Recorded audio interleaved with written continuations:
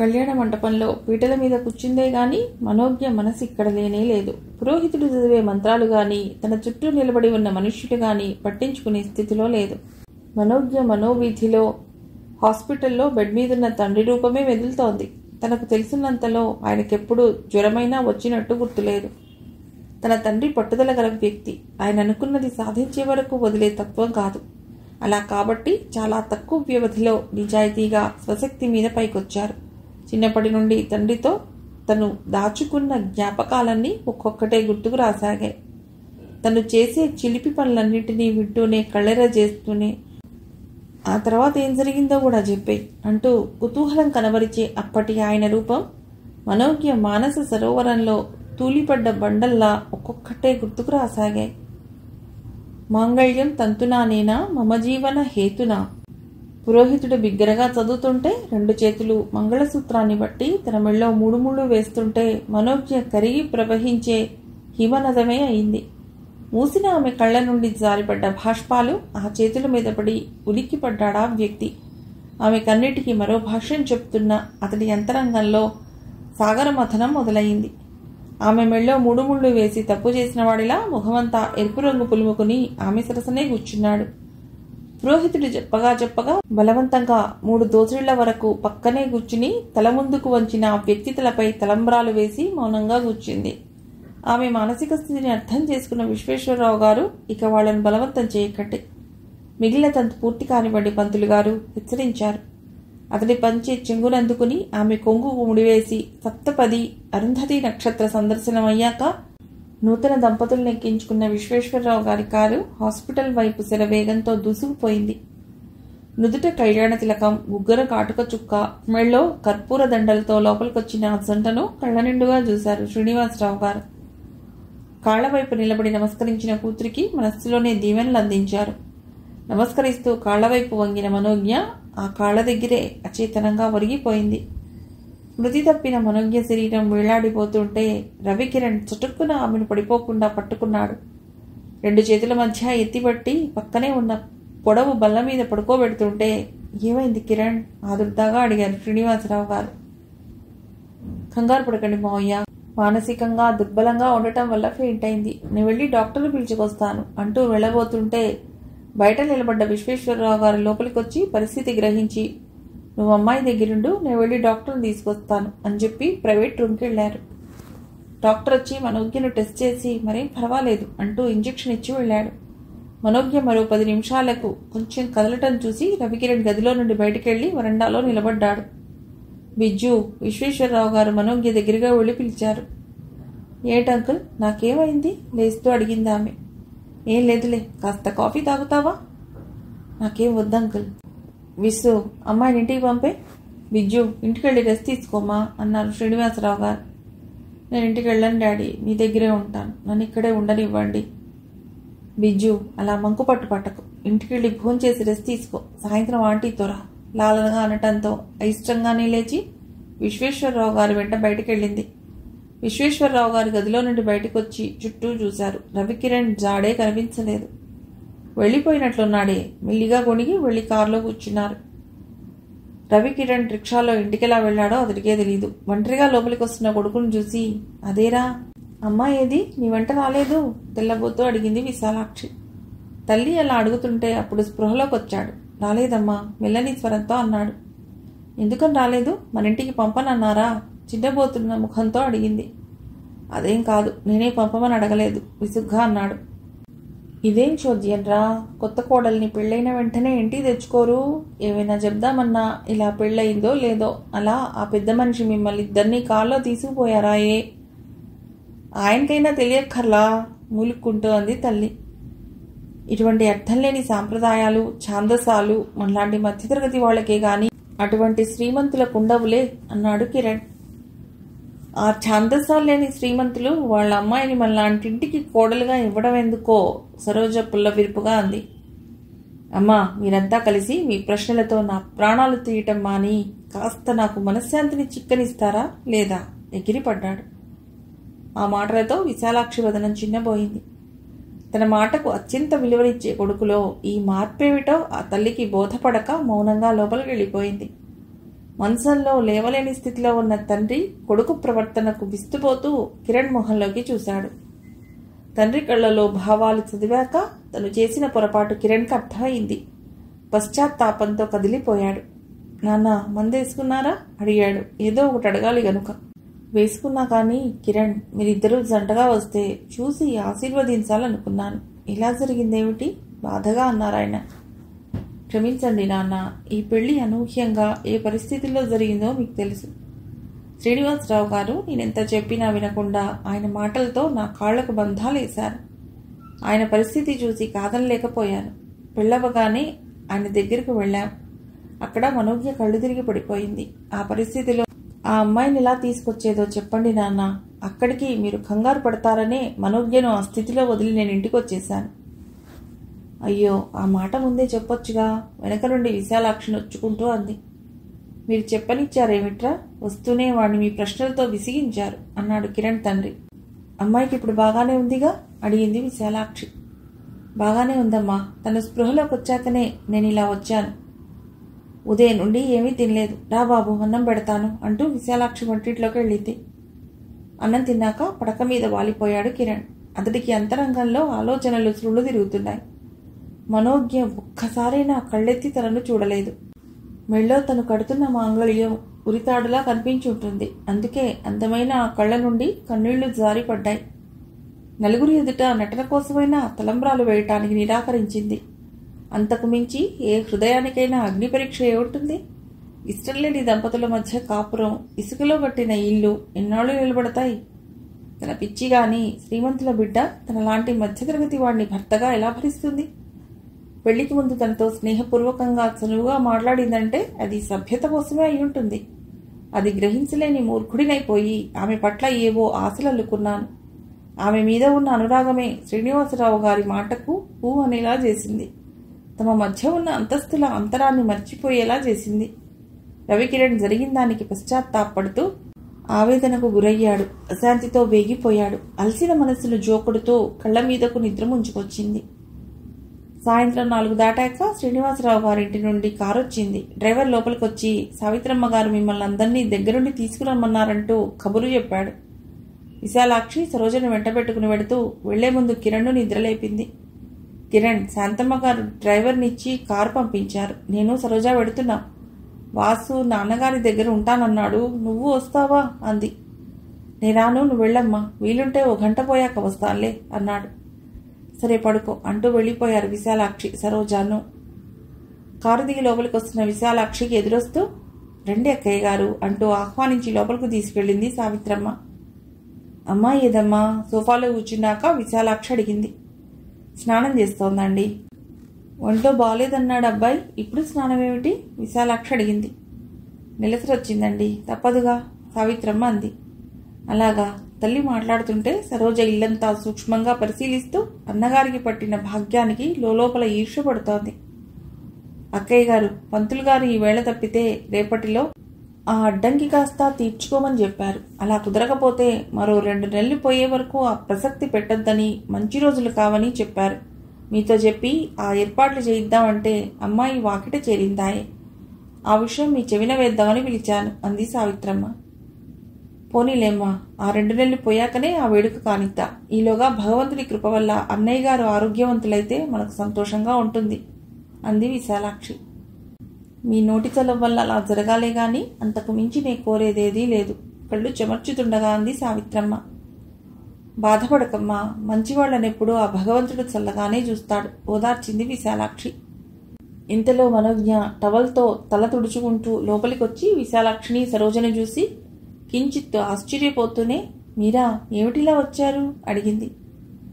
ఆ ప్రశ్నకు విశాలాక్షి తెల్లబోయినట్లు చూసింది. సరోజలో రవ్వంత ఉత్కంఠ తొంగి చూసింది. మనోజ్ఞ ప్రశ్న సావిత్రమ్మకు కూడా ఆశ్చర్యంలో ముంచింది. మనోజ్ఞ వాళ్ళ ఆశ్చర్యాన్ని పట్టించుకోనట్టే లోపలికి వెళ్ళిపోయింది. అక్కయ్య గారు, రేపే అన్నయ్యని తీసుకుని రాయవెల్లూరు వెడుతున్నాం. అమ్మాయి ఒక్కతే ఇంట్లో ఒంటరిగా ఉండాలి. మీకు అభ్యంతరం లేకుంటే మీరు ఇప్పుడు ఉంటున్న ఇల్లు ఖాళీ చేసి మీరంతా మా ఇంట్లో మకాం మారిస్తే బాగుంటుంది అంది సావిత్రమ్మ. అదెలా కుదురుతుందమ్మా? మా వారి దశలే మంచంలో నుండి లేవలేని స్థితి. వీలుండదేమో ఇబ్బందిగా అంది విశాలాక్షి. మీరు అలా అనుకోకండి. నాకంత ఇంట్లో మీరుండటం వల్ల ఎవ్వరికీ ఏ ఇబ్బంది ఉండదని నేను హామీ ఇస్తున్నాను. మీరొస్తే మాకు సంతోషంగా ఉంటుంది అంది సావిత్రమ్మ. ఇబ్బందని కాదు కానీ అబ్బాయి ఏమంటాడో. పోనీ మీ ఇంటికి తాళాలు పెట్టి వెళ్ళండి, అమ్మాయిని మా ఇంటికి తీసుకెడతాం. మీరొచ్చే వరకు మాతో పాటే ఉంటుంది విశాలాక్షి అంది. అది వీలు పడేది కాదండి అక్కయ్య. ముందే చెప్పానుగా, అమ్మాయిని మీ ఇంటికి పంపాలన్నా ఇవి మంచి రోజులు కాదని. పెళ్ళయ్యాక ఒక్కసారైనా మీ ఇంటికి రాలేదుగా సావిత్రమ్మ అంది. అది నిజమే, ఏదో ఒకటి చేద్దాంలేంటి. అబ్బాయితో ఆలోచించిందే మీకే మాట ఇవ్వలేను అంది విశాలాక్షి. సరే ఆలోచించే చెప్పండి. సావిత్రమ్మ లోపలికి వెళ్ళి వచ్చిన వారికి టిఫిన్లు తీసుకొచ్చింది. అమ్మాయి లోపలేం చేస్తుందమ్మా విశాలాక్షి అడిగింది. పడుకున్నట్లుంది. అన్నయ్య విషయం తెలిసినప్పటి నుండి అది పడుతున్న బాధ మాటల్లో చెప్పలేనిది. నేనైతే దానికోసమైనా నా బాధను లోపల అణిచిపెట్టి రాయిలా తిరుగుతున్నాను. తను మాత్రం అలా సమాధాన పడలేకపోతోంది సావిత్రమ్మ చెప్పింది. వాళ్ళిద్దరూ మరి కాసేపు కూర్చుని ఇక వెళదాం ఇంటికి అంటూ లేచారు. ఉండండి అక్కయ్య, డ్రైవర్ కారులో దిగబెడతాడు అంటూ డ్రైవర్ని లోపలికి పిలిచి 2 రకాల స్వీట్లున్న పెద్ద క్యాన్లు, సభ్యులందరికీ తీసిన బట్టల ప్యాకెట్టు కారు లోపల పెట్టమని పురమాయించింది సావిత్రమ్మ. ఇవన్నీ ఇప్పుడెందుకు చెప్పండి విశాలాక్షిని వచ్చుకుంటూ అంది. మన్నించండి, ఇప్పటికి వీటితో సరిపెడుతున్నందుకు ఏమీ అనుకోకండి. పరిస్థితులన్నీ చక్కబడితే మీ మర్యాదలకు ఏ లోపం రాకుండా అన్నయ్య చూస్తాడు అంది సావిత్రమ్మ. అదే నా బాధను. మీరున్న పరిస్థితిని అర్థం చేసుకోలేనంత మూర్ఖురాల్ని కాదు విశాలాక్షి అంది. ఇద్దరూ సావిత్రమ్మతో చెప్పి సెలవు తీసుకున్నారు. వాళ్ళు వెళ్ళగానే సావిత్రమ్మ మనోజ్ఞ ఉన్న గదిలోకి వెళ్ళింది. టేబుల్ ముందున్న కుర్చీలో కూర్చుని 2 చేతులు టేబుల్ మీద ఆంచి వాటి మీద తల ఆంచి కళ్ళు మూసుకుంది. బిజ్జు పిలిచింది సావిత్రమ్మ. పలికింది మనోజ్ఞ. వాళ్ళక్కడ కూర్చుంటే నువ్వు ఇలా ఒంటరిగా ఈ గదిలో కూర్చోవటం మర్యాదేనా? వాళ్ళేమనుకుంటారు మందలిస్తూ అంది సావిత్రమ్మ. ఎవరి గురించి ఆంటీ నువ్వు చెప్పేది? మనోజ్ఞ అంది. ఇంకెవరు? మీ అత్తగారు మీ ఆడపడుచు గురించే. మీ అత్తగారు నెమ్మదస్తురాలే కానీ మీ ఆడపడుచు మాత్రం గట్టిపిండమే. అత్తగారెవరు, ఆడపడుచెవరు? నీ మాటలతో నా బుర్ర పాడు చేస్తున్నావు విసుగ్గా అంది మనోజ్ఞ. సావిత్రమ్మ తెల్లబోయింది. అదేమిటే, రవికిరణ్ వాళ్ళమ్మ నీకు అత్తగారే అవుతుంది. నీ ధోరణి చూస్తే నా మతిపోతోంది. అత్తగారా అంటే తన మెళ్ళో తాళి కట్టింది కిరణా? అదిలా సంభవం? రవికిరణ్ను ఆ స్థానంలో ఎప్పుడూ పొరపాటున కూడా తను ఊహించలేదు. ఇది అనూహ్యం.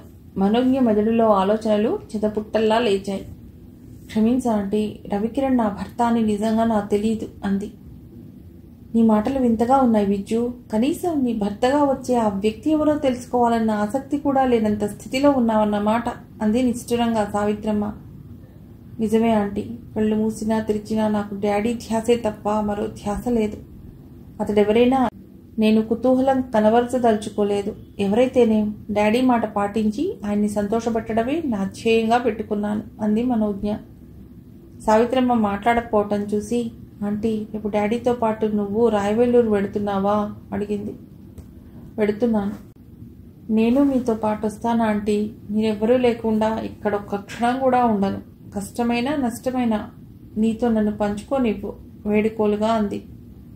వద్దు విజ్జు, అలా అనక ఆంటీ. నువ్వు నన్ను ఇక్కడే వదిలేడితే ప్రాణాలన్నీ మీతో పాటే వచ్చి ఒట్టి కట్టె మాత్రం మిగులుతుందంతే కన్నీళ్లు తిప్పుకుంటూ అంది మనోజ్ఞ. అలా అంటే నేనేం చెప్పగలను? ముందు మమ్మల్ని వెళ్ళని, అక్కడ పరిస్థితులన్నీ ఎప్పటికప్పుడు మీకు తెలియపరుస్తాను. డాడీకి కాస్త నయం అయ్యాక అంతగా నీకు చూడాలనిపిస్తే విశ్వేశ్వరరావు గారితో రా, లేదంటే నీ భర్తతో రావచ్చు. ఏమంటావు? మీ ఇష్టం ఆంటీ మొహం ముడుచుకుంటూ అంది మనోజ్ఞ. నా మీద కోపం తెచ్చుకోకు బిజ్జు. ఇంటి బాధ్యతంతా నువ్వు చూసుకో. ఆఫీస్ పని రవి చక్కబెట్టుకుంటాడు. నువ్వు నేను వెళ్ళాక కూడా అలాగే ఒంటరిగా దిగులుగా గదిలో ఏదో మూల కూర్చోకుండా నలుగురి మధ్యకు వెడుతూ ఉండు. కాస్త దిగులు మర్చిపోగలవు అంది సావిత్రమ్మ. ఇష్టంగానే తలూపింది మనోజ్ఞ. రాత్రి 7 గంటలకు రవికిరణ్ శ్రీనివాసరావు గారింటికి వచ్చాడు. అతడి ప్రయత్నం లేకుండానే అతడి కళ్ళు తన ప్రాణసఖి మనోజ్ఞ కోసం వెతికాయి. రవిని లోపల నుండి చూసి సావిత్రమ్మ హాల్లోకి వచ్చింది. కూర్చో బాబు అనగానే రవికిరణ్ సోఫాలో కూర్చున్నాడు. మీ అమ్మగారు నీతో ఏమైనా చెప్పారా? సావిత్రమ్మ అడిగింది. నాతో ఏం చెప్పలేదండి. అమ్మ వాళ్ళు రాకముందే నేను బయటికి వచ్చేసాను. హాస్పిటల్కి వెళ్ళాను. ఇప్పుడు అక్కడి నుండే వస్తున్నాను. అలాగా? అన్నయ్య ఏం చేస్తున్నాడు? ఇంతకు ముందు వరకు విశ్వేశ్వరరావు గారు మందలిస్తున్నా వినకుండా కంపెనీ విషయాలు నాతో మాట్లాడుతూనే ఉన్నారు. ఆయన కళ్ళు మూసుకోవడం చూసి విశ్వేశ్వరరావు గారితో చెప్పి ఇలా వచ్చేశాను. అవును కిరణ్ బాబు, అన్నయ్య తన జీవితమంతా రెండింటి ఉన్నతి కోసమే వెచ్చించాడు. ఒకటి మనోజ్ఞ కోసం, రెండోది ఆ బిజినెస్ కోసం. మీరు ఇందాక ఏదో అడగబోయారుగా, జ్ఞాపకం చేశాడు కిరణ్. అవును, రేపు అన్నయ్యతో పాటు నేను వెళ్ళిపోతే మనోజ్ఞ విషయం ఏం చేయాలో నాకు అర్థం కావటం లేదు అంది సావిత్రమ్మ. మనోజ్ఞ ప్రసంగం ఎత్తేసరికి అతడి హృదయం తీవ్రంగా స్పందించసాగింది. మీ ఇంటికి పంపిద్దామంటే మంచి రోజులు కావన్నారు. అయినా ఇంటికి తాళం పెట్టి వెళ్ళడం నాకు ఇష్టం లేదు కూడా. ఏం చేయడానికి నాకు పాలుపోవటం లేదు. పోనీ మీరందరూ మా ఇంటికి మకాం మారిస్తే బాగుంటుంది. నీ అభిప్రాయం ఏమిటో చెప్పు బాబు అంది సావిత్రమ్మ. మీ మాట కాదంటున్నందుకు మన్నించండి. నాన్నగారి పరిస్థితి ఏం బాగోలేదు. అందరినీ ఇక్కడికి రప్పించాలంటే కుదిరే పని కాదు. మనోజ్ఞ బాధ్యత నాకు వదిలేయండి. ఎవరూ లేకుండా ఒంటరిగా ఉంటుందని మీరెందుకు అనుకుంటున్నారు? నేనే తోడుగా ఉంటాను. మీరొచ్చే వరకు ఆఫీస్కి ఇక్కడి నుంచే వెళ్ళి మళ్ళీ వచ్చేస్తుంటాను చెప్పాడు కిరణ్. అది బాగానే తోచింది సావిత్రమ్మకు. నీకెలా వేలుంటే అలా చెయ్యి. ముఖ్యంగా నీతో విషయం చెప్పాలి. చెప్పండి. మనోజ్ఞ ఒట్టి అమాయకురాలు. తల్లి పురిట్లో పోతే నా ఒడిలో వేసుకుని నేనే తల్లినై దాన్ని పెంచాను. దాని హృదయం ఏమిటో దానికే కాదు, దాని తండ్రికి కూడా తెలియదేమో. ఎంతటి క్లిష్టమైన పరిస్థితి అయినా దాని సంగతి పట్టించుకోదు. ప్రతి విషయాన్ని చాలా తేలిగ్గా తీసిపారేస్తుంది. అది అనుకున్నది సాధించే వరకు నిద్రపోదు. నీకు పరిచయం లేదు కాబట్టి ఇదంతా చెప్తున్నాను. ఒకవేళ దాని మనస్తత్వం నీకు ఇబ్బంది కలిగించేలా ఉన్నా మా ముఖం చూసి సరిపెట్టుకో బాబు. అదేం పట్టించుకోవద్దని నిన్ను ప్రత్యేకించి కోరుకుంటున్నాను. మీరు నాకు ఇంతగా చెప్పనక్కర్లేదు. మనోజ్ఞ విషయంలో మీరేం దిగులు పెట్టుకోకండి. ఆమెను అర్థం చేసుకుని నొప్పించకుండా ప్రవర్తించడానికి ప్రయత్నిస్తాను హామీ ఇచ్చాడు కిరణ్. అన్నయ్య మంచమెక్కిన దగ్గర నుండి వేళకు తిండి తినటం కూడా మర్చిపోయింది. సావిత్రి నిట్టూర్పు విడుస్తూ అంది. మనోజ్ఞ ఎక్కడుందండి? ఇక ఉండబట్టలేక తనే అడిగాడు. అయ్యో, ఆ విషయమే చెప్పటం మర్చాను. అదిగో ఆ గదిలో ఉంది. వెళ్ళు బాబు. రవికిరణ్కు మనోజ్ఞ ఉన్న గది చూపించింది. రవికిరణ్ లేచాటెళ్ళాడు. మనోజ్ఞ తన గదిలో మంచం మీద బోర్లా పడుకునుంది. మనోజ్ఞ పిలిచాడు. ఆ ఒక్క పిలుపుకే కళ్ళు తెరిచి చూసింది. మీరా అంటూ లేచి నిలబడింది. వద్దులే కూర్చో అంటూ వారించాడు. మనోజ్ఞ కూర్చోలేదు. అతడిని భర్తగా ఊహించని ఆమె మనస్సు అతడలా ఎదుటికొచ్చి నిలబడేసరికి ఆమె గొంతు మూగపోయి అదోలా ఫీల్ అవుతోంది. తలంచుకొని నిలబడ్డ ఆమె మౌనం మళ్ళీ రవికిరణ్ మనస్సులో ముల్లై గుచ్చింది. ఎక్స్క్యూజ్ మీ మనోజ్ఞ, మీ డాడీ మాటలకు కట్టుబడి నిన్ను పెళ్లి చేసుకోవటంలో నేను సర్దిద్దుకోలేని పొరపాటు చేశాను. నీకు నా చేతులారా ద్రోహం చేశాను. నా ద్రోహాన్ని క్షమించగలవా? రవికిరణ్ కంఠం భారంగా వినిపించింది. మనోజ్ఞ హృదయం అల్లకల్లోలం అయింది. ఏమిటితడిలా బాధపడుతున్నాడెందుకు? తండ్రి బలవంతం వల్ల తన మెళ్ళో తాళి కట్టాడా? తనంటే అతడికి ఇష్టం లేదన్నమాట. మనస్ఫూర్తిగా తనను భార్యగా స్వీకరించలేదన్నమాట. భగవాన్, మళ్ళీ ఇంకో పరీక్ష పెట్టావా నాకు? అతడంటే ప్రత్యేకంగా ఏ అభిప్రాయమూ లేకపోయినా తండ్రి ఆజ్ఞకు కట్టుబడి కష్టమో సుఖమో అతడితో జీవితం పంచుకోవటానికి తను నిశ్చయించుకుంది. అటువంటిది తన మెళ్ళో తాళి కట్టడమే తనకు ద్రోహం చేసినట్టు భావించే ఈ పెద్ద మనిషితో జీవితం సాగించడం నడుస్తుందా? మనోజ్ఞ మనసులోనే మధురపడింది. మనోజ్ఞ తన ఉనికినే పట్టించుకోనట్టు అలా పరధ్యాసలో పట్టం చూసి మనస్సు చివుక్కుమనగా, మనోజ్ఞ అసలే నీరసంగా ఉన్నావు, రెస్ట్ తీసుకో, నేను వెడతాను అంటూ రవికిరణ్ వెళ్ళిపోతుంటే తన మెళ్ళో తాళి కట్టకముందే నయ్యం చక్కగా కబుర్లు చెప్పి కంపెనీ ఇచ్చేవాడు. ఇప్పుడు తన సమక్షంలో అతడికి ముళ్ల మీద ఉన్నట్లే ఉంది. చూడగా అతనంటే అతడికి ఇష్టం లేనట్లుంది. అంత ఇష్టం లేనివాడు ఎవరి ఒత్తిళ్లకో లొంగి బానిసలా ప్రవర్తించడం ఎందుకు? మనోజ్ఞకు రవికిరణ్ మీద పట్టలేని కోపం వచ్చింది. మర్నాడు తండ్రిని రాయవెల్లూరు తీసుకువెడుతుంటే మనోజ్ఞకు దుఃఖం ఎంత ఆపుకోవాలన్నా సాధ్యం కాలేదు. డాడీ తండ్రి చేయి తన చేతిలోకి తీసుకుని కన్నీళ్లు పెట్టుకుంది. బిజ్జు, బాధపడకు, త్వరలోనే ఆరోగ్యవంతుడినే తిరిగి వస్తాను. నీకోసమైనా ఆ మృత్యువునైనా ఓడించొస్తాను. కళ్ళు తుడుచుకో ఓదార్చారు. దూరంగా నిలబడ్డ రవిని దగ్గరగా పిలిచారు. కిరణ్, మనోజ్ఞ బాధ్యత నీది. గద్గద కంఠంతో మనోజ్ఞ చేతిని అతడి చేతిలో ఉంచారు. ఆ దృశ్యాన్ని చూసి విచలితుడయ్యాడు రవికిరణ్. మావయ్య, మనోజ్ఞ గురించి మీరే ఆలోచన పెట్టుకోకండి. మీరు నిశ్చింతగా వెళ్ళి ఆరోగ్యవంతులే తిరిగి రండి అన్నాడు. తండ్రి వెళుతుంటే కన్నీటితోనే వీడ్కోలు ఇచ్చింది. కారు దూసుకుపోతుంటే తన నుండి తండ్రి శాశ్వతంగా దూరం అవుతున్న ఫీలింగ్తో రెండు చేతుల్లో మొహం దాచి నిశ్శబ్దంగా ఏడవసాగింది. మనోజ్ఞ దుఃఖం చూసి రవికిరణ్ మనస్సు విలవిలలాడింది. బాధపడకు మనోజ్ఞ, ఏది ఇలా చూడు. మీ డాడీ ఆరోగ్యవంతులై తిరిగి వస్తారన్న నమ్మకం నాకుంది. Please relax. కళ్ళు తుడుచుకో, ఇంటికెడదాం. ఆమె భుజం మీద చెయ్యేసి తడుతూ ఆత్మీయంగా అన్నాడు. అతడి ఆత్మీయతలో మరుక్షణం తేరుకుంది. కళ్ళు తుడుచుకుని మౌనంగా అతడి వెంట కారు దగ్గరకు నడిచింది. ఇంటికి వెడుతూనే రవికిరణ్ను హాల్లో వదిలి తన గదిలోకి వెళ్లి 2 తలుపులు దగ్గరగా వేసింది మనోజ్ఞ. మూసిన తలుపుల కటువైపు మనోజ్ఞ, ఇటువైపు రవికిరణ్ మిగిలారు. తమ మధ్య ఉన్న అభిప్రాయ భేదమనే బలమైన అడ్డుగోడలా తోచిందది. ఆమె ప్రవర్తనకు ఒంటరిగా మిగిలిన రవికిరణ్ నిర్వీణుడయ్యాడు. ఆమెకు ఆ బాధ ఉండడం సహజం. ఈ పరిస్థితిలో ఆమె తన బాధను నాతో పంచుకుని ఆమె తేలిక పడవచ్చుగా. ఒంటరిగా ఆ బాధపడ్డం అంటే తనను ఆమె నుండి దూరం నెట్టేయడమేగా. రవికిరణ్ మనస్సు అంతులేని బాధకు లోనయింది. మల్లమ్మ పిలిచాడు. ఏమయ్యా? ఎదురుగా వచ్చింది మల్లమ్మ. సావిత్రమ్మ గారు వచ్చే వరకు చిన్నమ్మ గారికి మా ఇంటి దగ్గర నుండి క్యారేజ్ పెట్టించి పట్రా. నేను ఆఫీసు పెడుతున్నాను. చిన్నమ్మ గారిని కనిపెట్టుకుని ఉండు, జాగ్రత్తలు చెప్పెళ్ళాడు. 11 అయ్యాక ఒకసారి ఇంటికి ఫోన్ చేశాడు. ఫోన్ మల్లమ్మే తీసుకుంది. నువ్వా మల్లమ్మ? మీ అమ్మగారిని ఒకసారి ఫోన్ దగ్గరకు పిలు. ఇప్పుడే పిలుస్తానయ్యా. ఫోన్ పక్కనే పెట్టి మనోజ్ఞను పిలుచుకొచ్చింది. ఫోన్ ఎత్తి ఏమిటి అంది మనోజ్ఞ. మనోజ్ఞ ఇంకా ఏడుస్తూ గదిలో ఒంటరిగా కూర్చున్నావు కదూ నిష్ఠురంగా అన్నాడు. లేదులేండి. నువ్వు లేదంటే నమ్మే అమాయకుణ్ణి కాదులే. అలా ఒంటరిగా కూర్చునే బదులు ఒకసారి గీత ఇంటికి వెళ్ళరాదు? ఆహా, నాకెక్కడికి వెళ్ళాలని లేదు. పోనీ గీతనే మన ఇంటికి రమ్మని కబురు పంపనా? వద్దు, దానికి అవగేషన్స్ ఎక్కువే. దానికి ట్రబుల్ ఇవ్వకండి. సరే, నీ ఇష్టం. కానీ నేను వచ్చే వరకు హాల్లో కూర్చో. నేను మళ్ళీ ఫోన్ చేస్తే మల్లమ్మ అందుకోవటం, నిన్ను పిలవటం ఇదంతా పెద్ద హెడేక్. నువ్వు హాల్లో కూర్చుంటే ఫోన్ నువ్వే తీయచ్చు. అలాగే అంది మనోజ్ఞ. మరి ఫోన్ పెట్టేయినా? మరో గంటలోకి వచ్చేస్తాలే అంటూ ఫోన్ పెట్టి వెనుదిరిగేసరికి అమ్మగోరు, నేను భోజనం క్యారేజ్ తేయడానికి వెళ్తున్నాను, ఇల్లు చూస్తుండండి అంటూ మల్లమ్మ చెప్పి వెళ్ళింది. మనోజ్ఞ హాల్లో కూర్చుంది. రవికిరణ్ ఆఫీస్ నుండి వచ్చే ముందు మల్లమ్మ కూడా క్యారియర్ తీసుకొచ్చింది. మల్లమ్మ రాగానే మనోజ్ఞ హాల్లో నుండి తన గదిలోకి వెళ్ళిపోయింది. ఇంటికి వస్తూనే రవికిరణ్ మనోజ్ఞ హాల్లో లేకపోవడం చూసి ఒక్కసారి ఉస్సూరుమన్నాడు. అంతలా చెప్పినా తన మాట అంటే లక్ష్యం లేదు అనుకున్నాడు. కాళ్ళు చేతులు కడుక్కుని డైనింగ్ రూమ్కి వెళ్ళాడు. మల్లమ్మ క్యారియర్ బల్ల మీద పెట్టి గ్లాసులతో మంచినీళ్లు పళ్ళాలు సిద్ధం చేసింది. మల్లమ్మ వెళ్ళి అమ్మగారిని భోజనానికి పిలు, కుర్చీలో కూర్చుని పురమాయించాడు. మల్లమ్మ వెళ్ళి పిలిచిన మీదట మనోజ్ఞ మౌనంగా వచ్చి కూర్చుంది. క్యారియర్ విప్పి తనకు భోజనం వడ్డిస్తుందేమోనని రవికిరణ్ ఎదురు చూశాడు. మనోజ్ఞ అసలు ఆ ప్రయత్నమే చేయకుండా తపోనిష్టలో ఉన్న మౌనిలా ప్రత్యాశగా ఉండటం చూసి అతడే క్యారియర్ విప్పి ఇద్దరికీ అన్నం కూరలు వడ్డించాడు.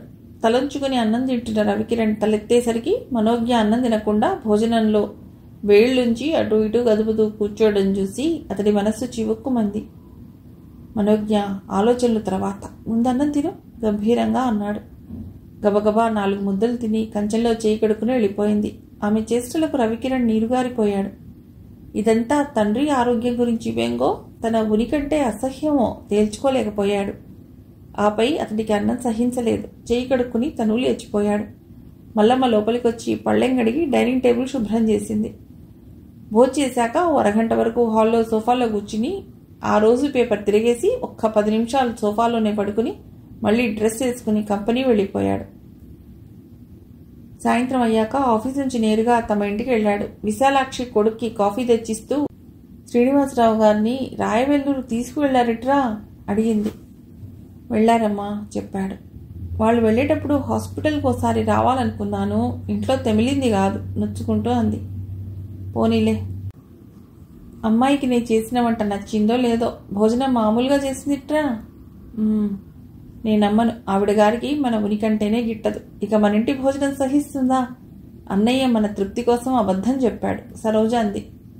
నువ్వు ఎవరికీ వంక పెట్టకుండా వదలవులే, కోడల్ని మెచ్చుకోవటానికి విశాలాక్షి కూతుర్నే మందలించింది. నిజం చెప్పేవాళ్ళెవరూ లోక విరోధులే. నిన్న వాళ్ళింటికి వెళ్ళినప్పుడు మనతో సరిగ్గా ఒక్క మాటైనా మాట్లాడిందా? మీరా ఇలా వచ్చారేమిటి అంటూ ముక్కు మొహం తెలియని వాళ్ళు అడిగినట్లు అడిగి మహారాణిలా గదిలోకి వెళ్ళి కూర్చుంది. అప్పుడే తెలిసింది ఆవిడ గారి భేషజం ఎంతో. సరోజ అసహనంగా అంది. పోనీలేవే, ఆ పిల్లకి ఇటువంటి పద్ధతులు అలవాట్లు తెలియకపోవచ్చు. అసలే శ్రీమంతుల ఇంట పెరిగిన బిడ్డ, వాళ్ళ పద్ధతులు వేరుగా ఉండొచ్చు విశాలాక్షి సమర్థిస్తూ అంది. మాటిమాటికి కోడలు శ్రీమంతుల బిడ్డ అంటూ మురిసిపోతావు. వాళ్ళు శ్రీమంతులైతే మన కొరిగిందేమిటి? అంత శ్రీమంతులు మనతో బియ్యం అందడం ఏమిటి? పోనీ ఏదో అయ్యిందిలే అనుకోవటానికైనా అది ఒక పెళ్ళనే అనిపించుకుంటుందా? కట్నాలు కానుకలు మాట దేవుడు ఎరుగు, ఓ ముద్దు ముచ్చటైనా ఉందా? అంతా బొమ్మల పెళ్లిలా జరిగిపోయింది. అన్నయ్య పెళ్లికి ఎలా లేదన్నా ఓ 2000 ఆడపడుచు లాంఛనం, ఓ 2 పట్టు చీరలు వస్తాయని ఆశపడ్డాను. ముష్టి 100 రూపాయల చీర నా ముఖాన పడేశారు. సరోజ ఈసడింపుగా అంది. అంతా విన్న రవికిరణ్, అలా ఎలా ఆశపడ్డావు? ఇప్పటికిప్పుడు ఏ పెళ్లి కొడుకైనా వచ్చి మా చెల్లెలికి 2000 ఆడపడుచు లాంఛనం ఇస్తే చాలు, మీ చెల్లెల్ని మా ఇంటి కొడలుగా చేసుకుంటామని అడిగితే కనీసం ఆ 2000 ఇచ్చే తాహతు లేని మనకు అంతంత ఆశలు ఉండటం ఆరోగ్యకరం కాదు అన్నాడు. నీ మాటలు నాకేం కొత్త కాదులే. ఈ రోజులో కట్నం అడిగే ప్రతి ప్రబుద్ధుడికి తాహతుండే అడుగుతున్నాడా? పైసా విలువ చేయని వాడికైనా 1000 కట్నం గుమ్మరించి మరీ పెళ్లి కొడుకుల్ని ఎగరేసిపోతున్నారు. ఇలా ఉన్నవాళ్ళం అలాగే ఉండిపోవాలని కోరుకుంటావా? అయినా నీకేం లక్షాధికారికి అల్లుడివి, ఆస్తంతా నీదేనన్న ఆశ ఉన్నట్టుంది. మాటల్లో ఉన్న ఆశయాలు చేతల్లో కనిపించవు. సరోజ మాటలకు రవికిరణ్ మొహం కందగడ్డలా ఎర్రనయింది. వాళ్ళ లక్షల మీద నాకే ఆశలు లేవు అన్నాడు. అన్నగారి మాటలకు వ్యంగ్యంగా నవ్వుతూ, నిజమే పాపం, అందుకే మామగారి సొమ్ము మేమెక్కడ తినిపోతామోనని వాళ్ళింటికి మమ్మల్ని రానివ్వకుండా అమ్మగారికి ఇక్కడి నుండే భోజనం క్యారియర్లో పెట్టి మరీ పంపిస్తున్నాం అని తల్లివైపు తిరిగి, అమ్మా అప్పుడు నేనెంత మొత్తుకున్నా విన్నావా? ఉన్న 2 ఎకరాలు అమ్మి అయ్యగారి చదువులకు తగలేశారు. ఆస్తి హారతి కర్పూరంలా కరిగేసరికి అయ్యగారి చదువు కూడా పూర్తయింది. నాన్నగారి అనారోగ్యం మనకు వరంలా మిగిలింది. ఆ భూమి అమ్మకుండా ఉంటే నా పెళ్లి మీకు గుండెలో కుంపెటయ్యేదా? పోనీ వాడికి వచ్చే కట్నంతోనైనా నా పెళ్లి జరుపుకుందామనుకుంటే వాడి పెళ్లి వాడిష్ట ప్రకారం చేసుకు మీకు నిరాశనే మిగిల్చాడు. 4 రోజులు పోతే అయ్యగారి మా నాన్న శ్రీనివాసరావు గారింటి ఇల్లరికపు టల్లుడుగా ఆ డబ్బు విసిరిన వలలో చిక్కుకుని తన దారి తను చూసుకుంటాడు. అప్పుడు నీ గతేమిటో ఒక్కసారి ఊహించుకో. ఇంత చెప్పినా తెలివి తెచ్చుకొని అమాయకురాలివి, నీకు ఇంకెలా చెప్పాలో ఏమిటో విసుగ్గా అంది. సరోజ మాటలకు రవికిరణ్ ముఖం రక్తం లేనట్టు తెల్లగా పాలిపోయింది. విశాలాక్షి మౌనంగా లోపలికి వెళ్లటం చూసి తల్లి వెనక్కి వెడుతూ, అమ్మా దాని మాటలు నిజమని నువ్వు నమ్ముతున్నావద్దు అడిగాడు. కిరణ్, వాళ్ళ ఆస్తి వద్దు, ఐశ్వర్యం నాకొద్దు. నువ్వు మాత్రం మమ్మల్ని విడిచి వెళ్ళనని చెప్పు, విశాలాక్షి బొంగురుపోతున్న కంఠంతో అంది. అమ్మా పసిపిల్లవాడిలా ఆమె కొంగులో ముఖం దాచుకున్నాడు. నన్నంత తక్కువగా ఎలా అంచనా వేయగలిగావమ్మా? నిన్ను చూడందే ఒక్క క్షణమైనా నేను ఉండలేనే. నన్ను కడుపారా కనకపోయినా నా కోసం తల్లిగా ఎంత చేశావో నాకు తెలుసు. అన్నీ మరిచి ఆస్తి కోసం అమ్ముడుపోయి కృతజ్ఞుడు అనుకుంటున్నావా? ఆవేదనగా అన్నాడు. లేదు కిరణ్, ఈ సంగతి నాకు బాగా తెలుసు. నిన్ను కన్నది నేను కాదన్న విషయం ఎప్పుడో మర్చిపోయాను. మళ్ళీ గుర్తు చేసి నా హృదయంలో ముళ్ళు గుచ్చకు ఆప్యాయంగా అంది. వారిరువురిని వెనక నుండి చూసిన సరోజ కళ్ళు ఈర్ష్యతో భగ్గుమన్నాయి. నీకెంత పక్షపాతమో, కడుపున పుట్టిన మాకంటే కూడా నీకు సవతి కొడుకంటేనే ప్రేమ. కన్నతల్లిగా మాకు అన్యాయం చేశావు రోషంగా అంది. ఆ మాటతో రవికిరణ్ హృదయం వేటుదిన్న పక్షిలా విలవిల్లాడింది. నోర్బై, నువ్వు నా కడుపున చెడబుట్టావు. చిన్నప్పటి నుండి వాణ్ణి చూసి కళ్ళల్లో నిప్పులు పోసుకుంటూనే వచ్చావు. నేను కననంత మాత్రాన వాడు నాకు పరాయివాడా? వాడికి నీకు తండ్రి ఒక్కడేనన్న విషయం మర్చిపోయినట్లున్నావు. వాడి ఇంటికి పెద్ద కొడుకు, వాడి తర్వాతే మీరంతాను అంది కట్టుగా విశాలాక్షి. అంతేలే, విసురుగా వెళ్ళిపోయింది సరోజ. అమ్మా, ఏం చేస్తే దానికి నా మీద కోపం పోయి అందరి అన్నా చెల్లెలలాగానే నాతో సఖ్యంగా ఉంటుంది అడిగాడు రవికిరణ్. ఏం చేసినా మూర్ఖుల మనసు మార్చలే, దాని గోల నువ్వు పట్టించుకోకు విశాలాక్షి సర్ది చెప్పింది. రవికిరణ్ చిన్నబోయిన మొహంతో బయటకొచ్చాడు. మల్లమ్మ, అమ్మగారు ఏం చేస్తున్నారు? హాల్లోకి వస్తూనే గుమ్మం దగ్గర కూర్చున్న మల్లమ్మను ప్రశ్నించాడు రవికిరణ్. లేరయ్యా, మీరు వెళ్ళాక మధ్యాహ్నం గీతమ్మ గారు వచ్చి అమ్మగోరు నారింటికి తీసుకెళ్లారు చెప్పింది మల్లమ్మ. గీతింటికి వెళ్ళిందా? స్వగతంగా అనుకుని, మరి ఈ రాత్రి ఇంటికి వస్తానని కానీ రానని కానీ నీతో ఏమీ చెప్పలేదా అడిగాడు. భోజనం పట్టుకురావద్దని చెప్పి వెళ్ళారండి అంది. ఉస్సురుమంటూ సోఫాలో కూలబడ్డాడు. మీరు భోజనం చేసే వచ్చారా బాబు అడిగింది అనుమానంగా మల్లమ్మ. లేదు. అయ్యో, మీ ఇంటికెళ్ళి క్యారేజీ పట్టుకురమ్మంటారేటి? వద్దులే. పస్తు పడుకుంటారా? లేదులే, నాకు ఆకలిగా లేదు అనగానే మల్లమ్మ ఏమనుకుందో లోపలికి వెళ్ళి గ్లాస్ నిండా పాలు కలిపి తీసుకొచ్చి తాగండి బాబు అంది. రవికిరణ్ పాలు మౌనంగా అందుకుని తాగేసి గ్లాస్ ఇచ్చేశాడు. నేను ఇంటికి వెళ్తాను బాబు వినయంగా అంది మల్లమ్మ. వెళ్ళు మల్లమ్మ, వెంకన్నను వీధి గేటు తాళం వేసేయమని చెప్పు. అలాగే. గదిలో లైట్ ఆర్పి తలుపులు సరిగ్గా వేసి ఉన్నాయో చూసి మల్లమ్మ వెళ్ళిపోయింది. మనుషులెవరూ లేకపోవటం వల్ల నిశ్శబ్దంగా బౌరుమంటున్న ఇల్లులాగానే రవికిరణ్ మనస్సు కూడా బౌరుమన్నట్లుంది. వీళ్ళ కథ తర్వాతి భాగంలో.